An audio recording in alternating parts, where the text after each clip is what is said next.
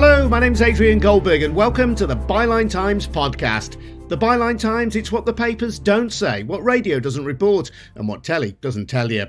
This week, what the Met must do next. After the resignation of Commissioner Cressida Dick, Britain's most powerful police force is under intense scrutiny. I've been speaking to people at the heart of some of its worst failures. I'd been handcuffed and on the floor of a cell with 3 officers on top of me. They'd been twisting my arms around and they tied my legs together and cut my clothes off with scissors. They'd hit my head off the concrete floor. I couldn't breathe because of the scarf they were pulling around my neck. If the Met were this incompetent with every serious crime, regardless of the victim's origin or sexuality, then, rapists and murderers would essentially be going unpoliced. I have absolutely no interest in what the Met is promising. I didn't think it was life-changing that Cressida Dick stepped down because it doesn't make a difference because she steps down and someone else steps up. Before we get stuck into that, just a reminder that Byline Times doesn't have a traditional proprietor pulling our strings. There are no advertisers or corporate backers telling us what to say. Our journalism is funded by people like you who take out a subscription to the monthly Byline Times newspaper. Those subscriptions also help support Byline TV, this podcast, and our news-breaking website, bylinetimes.com, which is where you'll find details of how to subscribe. That's at bylinetimes.com. Britain's biggest and most powerful police force, the Met, is looking for a new commissioner to replace Cressida Dick. She quit after losing the confidence of London Mayor Sadiq Khan. The final straw was an investigation by the police watchdog, the IOPC, into Charing Cross police station, in which officers were found to have joked about rape, domestic violence and killing black children. 9 officers involved in the case remained in the force. 2 of them had been promoted. On this podcast, we've previously heard from Alistair Morgan, whose brother Daniel was murdered in 1987. That case remains unsolved, and an independent report last year found that the Met was institutionally corrupt. But Dick, who was personally censured by the inquiry for being obstructive, refused to accept that finding. There have been other cases too. The sharing of photos from the park where 2 black women, Bieber Henry and Nicole Smallman, had been murdered. And the killing of Sarah Everard by a serving officer, nicknamed Rapist by his colleagues. All of which suggest that there's something deeply wrong in the culture of the Metropolitan Police, which can't be explained away by the presence of a few bad apples. Let's hear first from Koshka Duff, an academic at the University of Nottingham who waged an 8-year battle for justice after being arrested in London in 2013. I was arrested for offering a Know Your Rights legal advice card to a 15-year-old who was being stopped and searched. And on arrest, I was taken to Stoke Newington police station. And there I was strip searched quite violently because I didn't give the officers my details. I was subsequently prosecuted on charges of assaulting and obstructing the police, which I was acquitted of.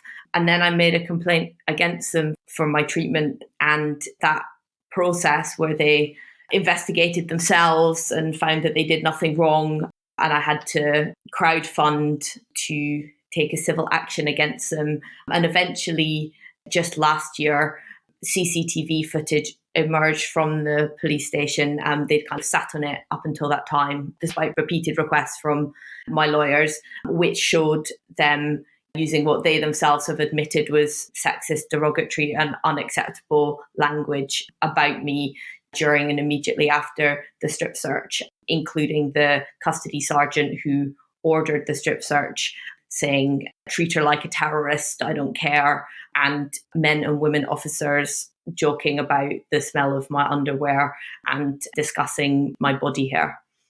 You were simply asking to see a solicitor in the first instance, as is your legal right. You were fully equipped with your rights. You knew what you were about.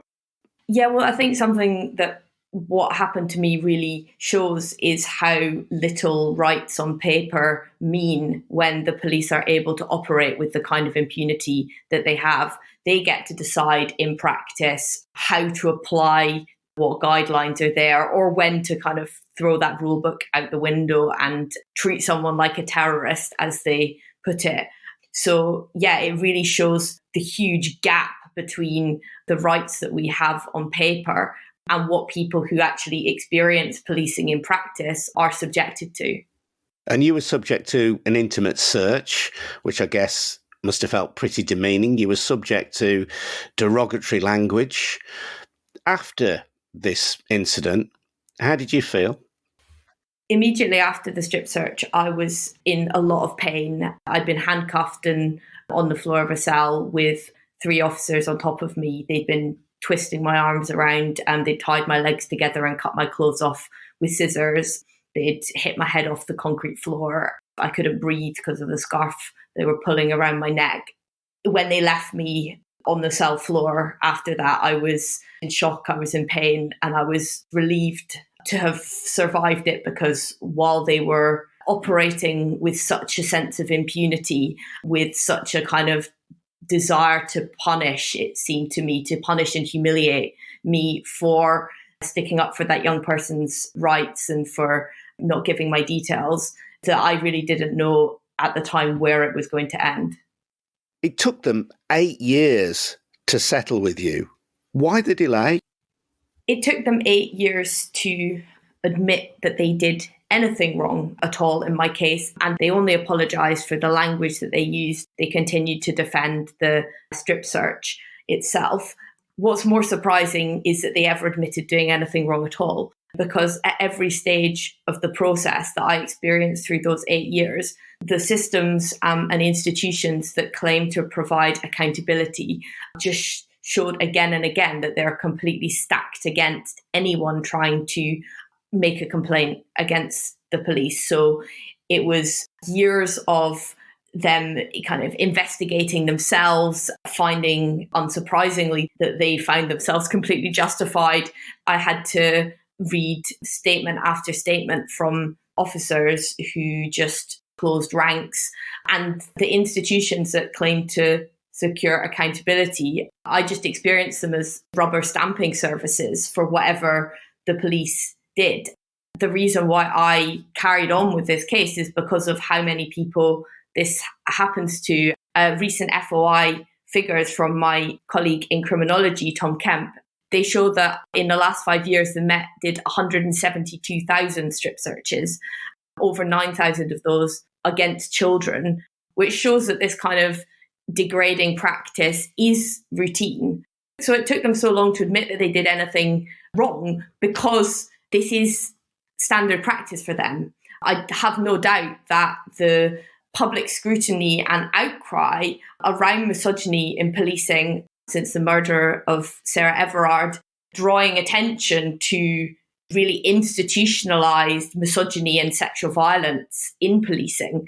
In that context, they felt under pressure, did a vast U-turn on my case, which they had up until that point said, this is completely normal what we did to you and no problem at all. Then suddenly it gets to the point where there's this public scrutiny on them, and their kind of maneuver in that circumstance is to say, oh no, we made a terrible mistake in this one exceptional case, and suddenly to turn around and present it as exceptional. And so by apologizing, they're seeking actually to legitimize themselves and to deflect public scrutiny, when the reality is that misogyny and the kinds of violence that I experience is absolutely normalized in policing.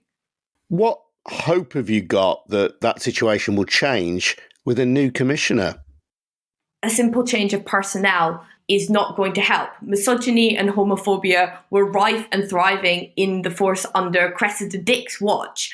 While she gave it a kind of progressive-looking face, the sexualized violence I experienced was at the hands of women officers, and some of the most misogynist comments came from them too. So we need to get away from thinking that just woman washing the police is going to make a difference. Instead, to take concrete steps immediately to reduce the harms of policing, we need to be looking at things like properly funding mental health services and disentangling the provision of mental health care from police intervention. We need to be looking at decriminalising drugs. An overwhelming number of strip searches are being justified under the Misuse of Drugs Act, which is really a kind of abuser's charter, allowing the police to target anyone that they want to with the most violating and degrading kinds of practices. So decriminalising drugs, rough sleeping, these are prerequisites for addressing the underlying and associated harms and for tackling the kind of perennial problems of racist stop and search and racist strip search, which are now just coming to light. Dr. Koshka Duff. In November 2021, the Met settled with her and unreservedly apologised for the language used while she was in custody and any distress caused. But a misconduct hearing, led by what the Met described as an independent, legally qualified chair, had previously found that an officer had reasonable grounds to justify his actions in authorising the search and found the allegations against him not proven. One of the Met's most notorious recent failures was the investigation into serial killer Stephen Port. Members of the public, such as John Pape, tried to draw their attention to what appeared to be linked deaths in Barking in East London. But the police's slow and ineffective response proved deadly. John was a friend of Gabriel Cavari, Port's second victim. Well, I first met Gabriel in, I think, July 2014. We'd met online. He was a young man from Slovakia who I believe was coming over to try and get a foothold in London. You know, I think he was coming from a less tolerant country. He was a young gay man, so he was coming to London, a more sort of open and tolerant place. And I could empathise with that, being gay myself. So I had a spare room. And at the time, he'd got a job, but he needed somewhere to stay before he was paid for that job. So I said, you can have my spare room to rent for a sort of short-term arrangement. And I did that because I felt when I met him, I got this sort of impression that he was an intelligent guy. So he was very talented with languages. His English was excellent, but I believe he could also speak and write Arabic. He was very sweet-natured. And I'm sure that had he have lived, he would have led a really sort of good and interesting life. Originally, I'd said you could stay for, 2-3 weeks, but it turned into 6, I think.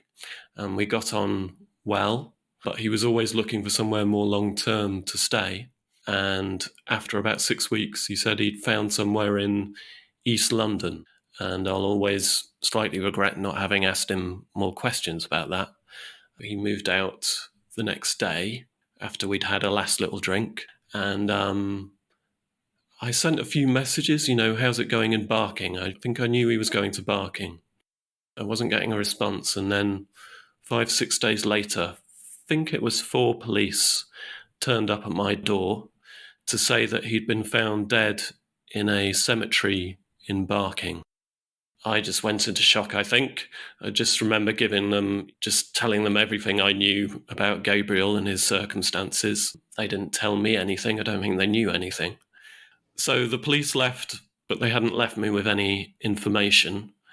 And I kept looking at Gabriel's Facebook page to see if anybody else knew that he was dead. We'd just been friends. I'd only known him for like 6 weeks. And it didn't seem right that I should know he was dead, but none of his family or friends did. So I contacted his former boyfriend, a man called Thierry, who was in Spain, I think, at the time. And it became clear that his former boyfriend didn't know and that his family didn't know. And when did your shock at the death of Gabriel turn into suspicion that something wasn't quite right? Early on, I think I was told on something like August 28th, 2014, and on the 3rd of September, you can see in a Facebook chat with his former boyfriend that I send a link to another unexplained death, a young man similar age, found in similar circumstances, nothing more than about 300 meters away from the cemetery in which Gabriel is found. So I send that link to his former boyfriend and I say, it looks so similar. Someone needs to ask the police about this. Because at the time I was trying to not bother the police too much. I was trying to not get in the way. So that was 3rd of September that I was making that link to the earlier death. And of course, now we know that that was Port's first victim, Anthony Walgate. And on something like the 6th of September, almost a week from being told that Gabriel was dead, I gave a statement over the phone to an officer. And I remember making that link, asking whether the two could be linked, and being given a bit of a fudge response that he wasn't sure, but he thought that had been looked into and there was no link. So you tried to raise this directly yourself with the Metropolitan Police, just putting 2 and 2 together, suggesting there was a potential link, at least, between Anthony Walgate's death and the death of Gabriel Cavari. Yes, that's correct. And so did Gabriel's former boyfriend, Thierry. Moving on from that, Thierry and I, there was this kind of Facebook chat back and forth. Thierry had seen that somebody called John Luck had friended Gabriel on his Facebook page. He didn't immediately tell me this name, John Luck. He got into a conversation with this person. And this person painted a picture of there being a dark scene in Barking involving chemsex, older men drugging younger men. And then Thierry, in turn, just gave me little snippets of that story. So again, in my head, I was getting bits of information about older men drugging younger men. And I think end of September, Daniel Whitworth is found in the cemetery in more or less exactly the same spot as Gabriel. Thierry tells me about that because he's contacted by Barking and Dagenham police again. And I obviously react in shock again because that's another death. So I contacted the Met and said, is there any possibility this is murder? And they assured me that it wasn't. But like I said, Thierry and I are still continuing to speak to each other. And after Daniel's death, this person, John Luck, who's speaking to Thierry, again, is talking about this scene, older men drugging younger men. And Thierry takes that information to the Met. They do nothing with it. And what we know now is that John Luck was Stephen Port, and he was essentially feeding Thierry his cover story. So I personally was also getting this sort of disturbing information about a scene about older men drugging younger men, and emailed Barking and Dagenham several times with links to Anthony's death, saying, could this be linked to Gabriel and Daniel? Hearing about older men drugging younger men. And I was concerned about what was happening to young gay men in Barking. And the question here then had to be asked about the Met, about a lack of curiosity, because Thierry, like you, had told them about this alleged scene in Barking, this supposed chemsex scene. We understand that Thierry had told them about John Luck's Facebook account, and had the police checked that, they would have seen that the Facebook account for John Luck had the same IP address as Stephen Port, so a clear link between the two people, suggesting that they were in fact one person. And you've also got the fact that Anthony Walgate's body was found outside Stephen Port's flat, and Port was ultimately convicted for perverting the course of justice around the death of Anthony Walgate. But police still didn't tie that death to the deaths of the other two men at that stage. We had an inquest before Christmas, an 8-week-long inquest.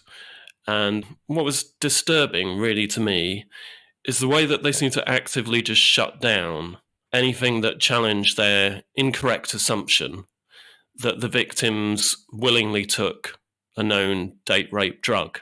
And that was whether it was evidence that myself and Thierry were presenting to them, or even the evidence of their own pathologist. One of the victims was found with bruising under his arms. at his post-mortem, there was a pathologist and various officers from Barking and Dagenham present, and the pathologist said this bruising was consistent with third-party involvement. Of course, now we know that Stephen Port dragged that body, but the police officers left that post-mortem, still in the same building, came up with an alternative theory that that victim must have got that bruising through rough sex, which to my mind is stereotyping. And it came out in the inquest that they could have just gone next door to the pathologist and just said, oh, we've come up with this other theory. Do you think that's likely? Or, of course, they could have just emailed the pathologist and asked. It came out that the pathologist would have said, no, that's not likely. So it's the fact that they were sort of dismissing members of the public, myself, Thierry, Ricky Wormsley, who was the third victim, Daniel's partner of 4 years. He essentially, in the suicide note left with Daniel, the suicide note was saying that Daniel was responsible for the death of Gabriel. But Ricky provided an alibi for Daniel, saying that they were at home together at the time when Daniel would have had to have been killing Gabriel. But the officers just didn't seem to sort of pick up on that, the significance of it. That was disturbing. It almost feels willful, the way that they were sort of shutting down or ignoring things that challenged their incorrect assumption. So all these assumptions were made, all these clues were missed, and tragically, there was a fourth victim of Stephen Port, Jack Taylor. Yes, that's right. So I'd emailed the police multiple times, linking the deaths. Thierry had sent the link about John Luck. I even went, because I sent multiple emails that were received, read, and simply ignored by the officers. I didn't get any response. So I resorted to going to LGBT plus organisations. I contacted activist Peter Tatchell, and he responded immediately with an appropriate level of concern, put me onto an organisation called Gallup, who act as a go-between between the LGBT plus community and Pink News. So I emailed them again, linking the deaths, saying I was concerned about what was happening to young men, saying that I thought perhaps the gay community should be warned, saying I didn't trust the police to investigate it properly. They also went to the police and were just told absolutely categorically, there's nothing to see here, leave it to us, we're the professionals. And then 9 months later, Jack Taylor is murdered and found once again in the cemetery. And I will always, even though I can sleep at night, and I know really that I did all I could, there's always a part of me that will wonder if I could have done something more.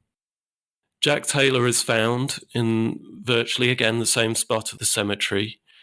And it takes the Barking and Dagenham officers weeks. It takes Jack Taylor's sisters, Donna and Jen, in the wake of their brother's death, did amazing work to try and get the Barking officers to finally regard those deaths as suspicious. And I've no doubt that they saved lives by doing that.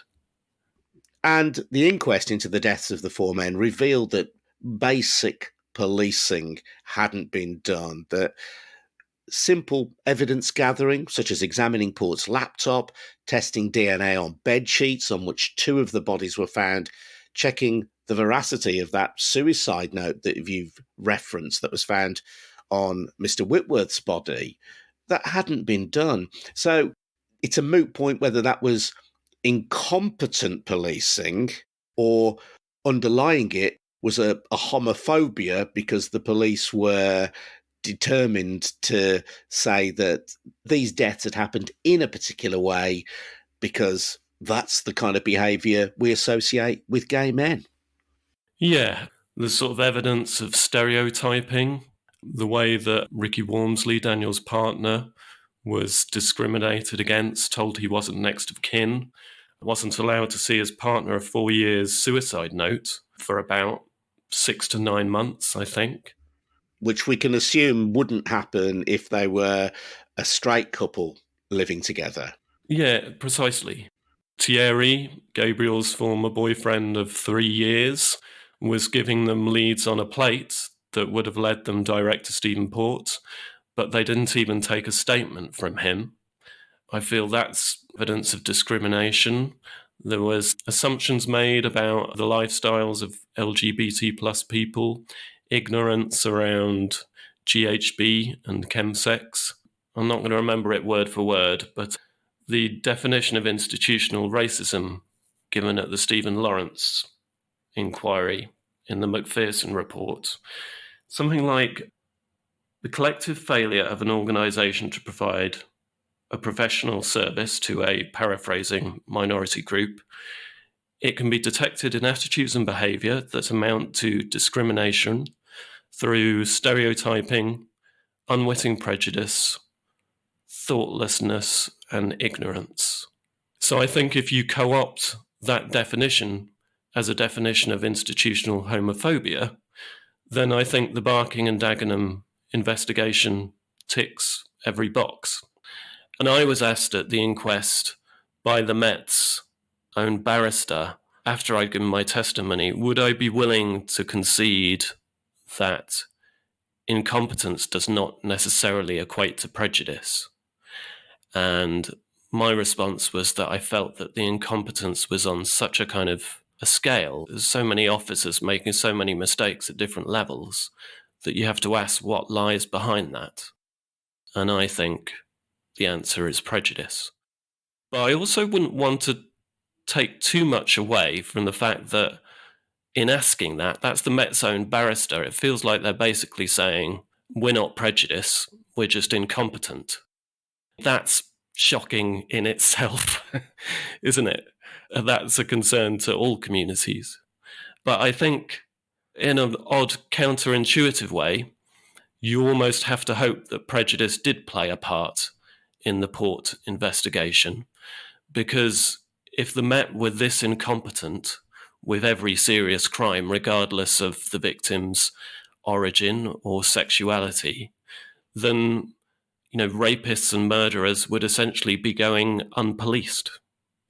What does the Met need to do next to persuade people like you and other LGBTQ plus people that it is not homophobic, that it is not prejudiced? They should acknowledge publicly that prejudice played a part in the Port investigation. I think that the most culpable officers in that investigation need to be formally disciplined, because I don't feel that that has happened yet, and action needs to be taken. Unless you take action against officers who make such serious mistakes, I don't really see where the motivation is for the institution to change. John Pape. An inquest last December concluded that police failings had probably contributed to the deaths of 3 of Stephen Port's victims. A statement released by the victims' families said they believed that officers' actions were, in part, driven by homophobia. But while the Met apologised for its failures, it refused to accept that it was institutionally homophobic. I'm Adrian Goldberg, and you're listening to the Byline Times podcast, asking this week, what next for the Met? When Metropolitan Police Officer Wayne Cousins was arrested for murdering Sarah Everard in October 2021, dozens of women descended on Clapham Common to take part in a silent vigil. COVID restrictions were in force at the time, but the brutal manner in which the demonstration was broken up shocked the nation. Debbie, from the pressure group Sisters Uncut, was there. It was really, really upsetting and distressing to see lots of particularly young women or people who were coming out to the streets for the first time being dragged around the field in the dark by police officers in uniforms, people being thrown in the back of police cars. It was quite harrowing. And I think for a lot of people actually in the UK, perhaps the first time they really witnessed some quite extreme police brutality. A lot of people there that wouldn't perhaps normally have come out, that really got to see firsthand what it was like to be a victim of police brutality. And that kind of spearheaded the next 5 days of action that were led by Sisters Uncut. We were there to mourn someone who had been murdered by a Metropolitan Police officer using the guise of COVID legislation. And there we were at the vigil, literally mourning her, and the same COVID legislation was being used to brutalise young women. They were kind of being dragged through fields, separated from friends. There's the infamous image of Patsy Stevenson being held face down on the floor by police officers. It was really quite unseen violence, particularly for a group of women and non-binary people, especially who were there quite peacefully. There wasn't any hostility. There was candles and tears and fear and people trying to hold space for each other. So it's quite harrowing to watch. It's really stayed with me and a lot of other people that were there. Do you accept that the police were in a difficult situation because this was in a time of COVID lockdown when people were being encouraged to not gather in groups and that therefore a vigil was problematic for them? I don't think that, no, because I think that vigil needed to happen and the COVID legislation was so extremely vague and was essentially being used by police officers to bully communities. Under COVID legislation, we saw more stop and search than had ever happened, basically, in London, particularly targeting young black men. That legislation that they were throwing around to stop demonstrations is the same ones they were using to kind of bully and harass people. And that's what we saw at the vigil. It wasn't a concern for anyone's safety. It was just another thing to kind of push people around with. I would also say that people were doing their best to wear masks. It's quite hard to keep your mask on when you're being pulled around and pushed around. So they certainly weren't bothered about that. And the all-party parliamentary group, which looked into this, the APPG on democracy and the constitution, said that the police acted on a presumption of illegality. They turned up believing that you were breaking or about to break the law. They definitely turned up expecting things from us, which I think is quite grotesque, really, when we now know how much violence stems from the Met and how much misogyny and how kind of much harassment women are experiencing. For them to turn up at our peaceful protest and point their fingers at us, in hindsight, was a foolish thing to do because the fingers have turned and now it's all of their stories and their horror stories that are coming out into the mainstream, because it wasn't just Wayne Couzens, as we know. It was story after story. The police do have a difficult job and are sometimes put into very violent and dangerous situations. Do you acknowledge the difficulty that they sometimes face in balancing the need to keep order with being sensitive to the people they're dealing with? I think what we have to understand about the way that the police operate is that they don't prevent anything. The police turn up after something awful has happened and often throw their weight around and cause more trauma and more pain and more violence. And what actually Sisters Uncut are hoping to do through leading further demonstrations, but also through our wider movement to start building cop watches and police intervention and bystander intervention, is that what we really need to keep women safe is bystander intervention. Is if someone like me or you sees that someone's being harassed on the street, instead of calling the police, it's about our abilities to go and intervene and help keep each other safe and hold each other accountable. The less that we can call the police, the safer our communities are going to be, because they often bring with them violence. I don't agree that their job is difficult. I would argue their job is extremely easy and is one that is quite lawless and is one that is built on power structures of white supremacy and misogyny, and that's what we're constantly encountering. I think that true safety will come from our communities looking after ourselves, learning how to intervene and keep ourselves safe from police violence. Although bystander intervention in some people's eyes might look like vigilantism, might be seen by some people as potentially inflaming difficult situations. Do you know what? That's funny that whenever I get interviewed by men, they often ask me this question about vigilantism. I wonder if perhaps there's a little bit of projection there. I personally... Not willingly, I'm a coward. I don't think that intervention is anything to do with vigilantism. And actually, as someone who regularly intervenes, if I see something that looks distressing or upsetting, often it isn't about turning up and throwing your weight in. It's about going up to someone who's experiencing violence. For example, if I see a woman being harassed at a bus stop and I go over to her and say, do you want to get on this bus with me? Can I put you in an Uber? Like, do you want me to walk home with you? That's not being a vigilante. I'd say it's quite the opposite. It's quite a peaceful intervention. And calling the police, who love to play vigilante, is only going to escalate that situation and often end up with everyone involved experiencing violence and trauma. There are peaceful ways to deal with the horrors that we experience. And we have to start taking responsibility to do those things as humans in our society. What do you think the Met needs to do next to win the confidence of women like you? The Metropolitan Police will never win my confidence, nor will they ever have the confidence of anyone from Sisters Uncut. We are an abolitionist group, and we do not believe that there should be a police state that rules us, especially with the heavy hand as it currently does. We believe that communities should be entrusted to live their lives and look after each other. So I have absolutely no interest in what the Met is promising. I didn't think it was life-changing that Cressida Dick stepped down, because it doesn't make a difference, because she steps down and someone else steps up with the same rhetoric, the same ruling and the same laws. So it's not really about the Met winning us back as far as I'm concerned. I'm just trying to think of a society that has not had some kind of police force. Every state has police which enforces laws. Where I live in North London is a really big area for police stop and search, particularly of young black guys. And how often I see a 14-year-old young black dude at the train station with 7 police officers surrounding him and bullying him and coercing him into giving information he legally doesn't have to give. Or how often we see immigration vans turn up for people in our communities who've lived there all their lives, and suddenly they've got immigration banging on their door. That to me isn't anyone enforcing any type of justice or truth, or that is just an exploitation of power, particularly with police traveling around in, like, literally it feels like gangs around here, moving in packs and just targeting people that they don't like the look of. And the people they don't like the look of are queer people, people of colour, working class people, and people they assume don't belong in this country. So I don't know that I personally have to have the answer for our utopia, but I will do everything in my power to take little steps towards it, and certainly towards having less policing of my community.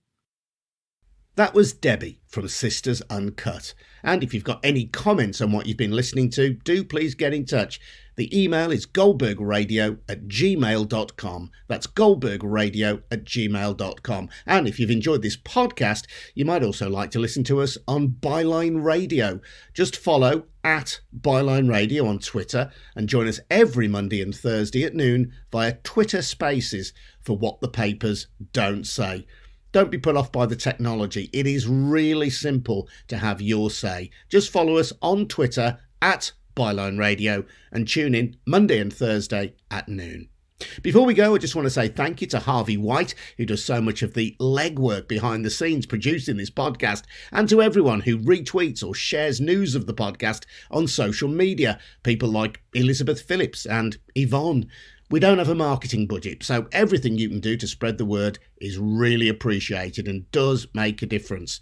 This podcast is funded by subscriptions to our brilliant monthly paper, the Byline Times. You can find out how to subscribe at our equally brilliant news-breaking website, bylinetimes.com. And if you've already done so, many thanks. Thanks also for listening. I'm Adrian Goldberg. I'll see you next time.